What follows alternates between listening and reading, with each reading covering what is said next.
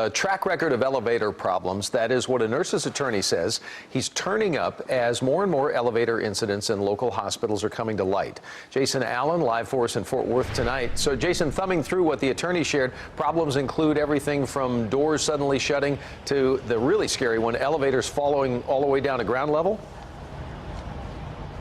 Yeah, that's right, Doug. And these incidents are turning up as JPS is still dealing with issues from an elevator accident that seriously or critically injured a nurse last month. And these lawsuits all question the work of the companies that are charged with keeping these elevators running safely. When the night shift supervisor at Texas Health Harris Alliance got onto an elevator in January 2018, a new lawsuit says it malfunctioned and fell several stories, causing a violent landing, leaving her with head and back injuries.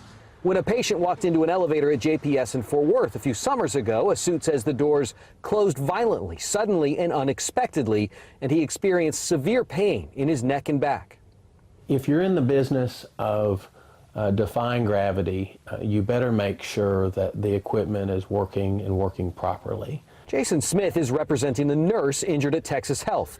Their lawsuit and another filed last year named the same company, ThyssenKrupp Elevator, involved in last month's critical incident at JPS.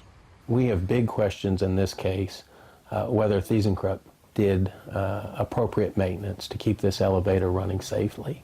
And while Smith said he sees the problem as systemic, he's also not seen action, he said, from regulators to address the safety concerns.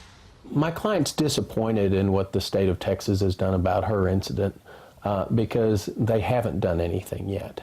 Her investigation is still open over a year later, and quite frankly, my client felt that if the state had acted quicker in her situation, maybe they could have addressed some of the other situations like what happened at JPS.